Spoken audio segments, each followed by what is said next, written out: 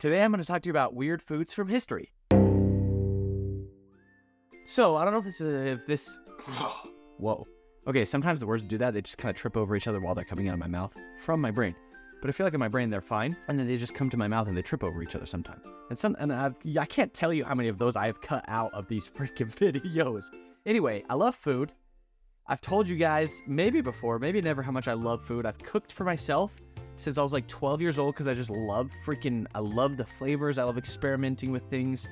I have this spaghetti recipe that will knock your socks off. And if you're not wearing socks, it'll put socks on and knock them off again. You know what I'm saying?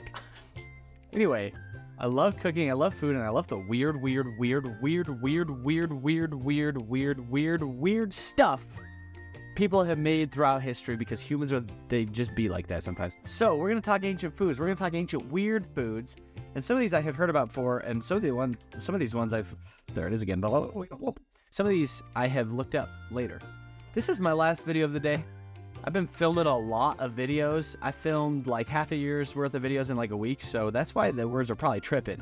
And we're going to talk about ancient foods, and we're going to start with garum, or garum.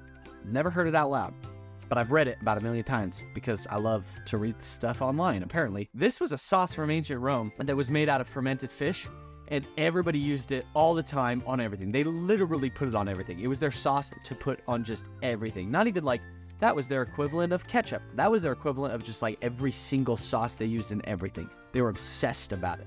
They mass-produced this stuff. And what's really, really interesting about garum is that it was so popular as a sauce that it was actually exported to other places, including Asia, where they used different ingredients and invented soy sauce. Weird. The soy sauce actually can be traced back through Asia to ancient Rome, or at least that's what my archaeologist professor told me, so I hope it's correct. I didn't fact check that, but that's what they said. All right, another weird thing that they used to make is cockentrice. This was in the medieval ages, when apparently during feasts they didn't have anything better to do than be sick freaks. But they would sew two animals together and cook them. Which, now that I'm thinking about it, okay, that's a little, like, I get it, like, oh, look at this mythical creature I have. The bottom half turkey, top half pig. Very weird. You're a freak if you're doing this, for sure. But I get it. You know what I mean? Like, it's the presentation, right? They did it for fun. And I'm not even one of those guys who's like, what else did they do for fun back then? I think they had more fun than we're having nowadays. Like, they didn't sit on their phones all day. I'm just saying. Okay, virgin boy eggs. Virgin boy eggs was a Chinese thing that I think they still do, but it's like an ancient thing from Donyang, China, where they boil eggs in the urine of boys that they get from boys under the age of 10. I don't know. I really don't.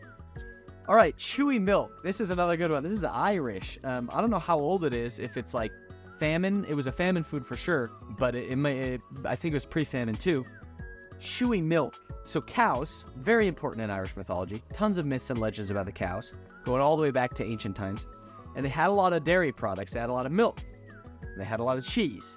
And apparently they had something betwixt the two that you drank, but you also chewed. And they called it a name in Irish, I'm sure, but we call it chewy milk. But you know what? Like, when my mom would make cheese growing up, just farmer's cheese, we would often eat it with the curds and whey together. And so I think that's probably just what it was. It was like curds and whey. And that's not a weird thing to eat if you were raised on a farm like me, with a bunch of brothers and sisters and cows. Deep fried maple leaves sounds like something you would get at a state fair in America at the fake Canadian booth. But it's actually a Japanese treat that's over 1,300 years old. And apparently, or dates from the year 1300. I don't know what my note means here. Sorry about that. But I think it's 1,300 years old at least. And it's described as being sweet and salty. It actually sounds great. Like, I'd probably like to just eat a bowl of those instead of chips. Deep fried maple leaves. Sounds awesome. Pozole. I do want to talk about this one because I love this fact. Pozole, is kind of, I think, I'm not sure where that word comes from etymologically, but it's based on a soup that the Aztecs had that has a long, complicated name that I didn't write down here. But I love to tell this fact to anybody who's ever eating pozole, is that, we make it with pork nowadays, but originally, it wasn't made with pork. It was made with a different kind of meat. And I'm just going to leave it at that. Okay, this is another Aztec food. And what's interesting is a lot of people don't know that, Mexico City was built, Tenochtitlan was built on top of a lake, right? Mexico City was built on top of Tenochtitlan, or Tenochtitlan. I don't know exactly how to say it. I've heard it both ways, actually. I've heard it both ways. So they ate spirulina a lot, the blue-green algae. They ate that, and they would actually make it into a small cake, and it was extremely nutritious, and they called it tequitlatl. And they would take tequitlatl around with them. It was a really, really good transportation food. And actually, this is a really interesting thing. If there is an empire from history, there is a food technology behind that empire, because armies are enormously expensive to feed, and you need food that can last forever. So the Aztecs had tequitlatl. The Incas had their potatoes, which I should have looked up the name of. Actually, I'll do it right now. Inca potato. Chuño. So chuño is the freeze-dried potatoes that the Inca Empire used to conquer the world. And the Roman Empire had pasta. It was their invention. Pasta was literally how they conquered the world. So there's always this food science, this food technology behind an empire, which I think is fascinating.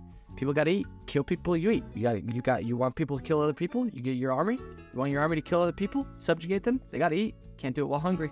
Subjugation is difficult to do on an empty stomach. Enlist today into the Roman army. All right, so I want to talk about melas somas, which is a Spartan soup called black soup. That's what it translates to, which is made from vinegar, salt, and pig's blood. And the vinegar apparently helps it not congeal. But those were the ingredients, and sometimes it would have pig meat in it as well. And apparently it was extremely, extremely just full of nutrients, and the Spartans obviously needed those nutrients because they were the best warriors of all of history, pretty much. Or some of the best warriors of all of history, depending on where in the world, you are. But yeah, that one's pretty metal, and it feels very Spartan. Very Spartan indeed.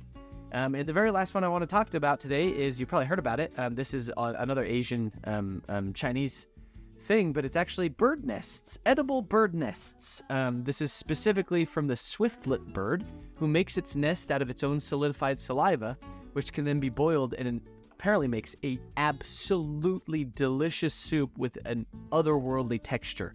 And it's such a delicacy and so rare to find that it's hecka expensive, thousands and thousands of dollars per kilogram to get this stuff. So yeah, that was some weird stuff. But I just wanted to tell you that, that's something I find fascinating. I love cooking. If you ever meet me in real life, tell me to make spaghetti for you, because my love language is making spaghetti for people. And, yeah, anyway, I'm Levi, and this is Outlandish.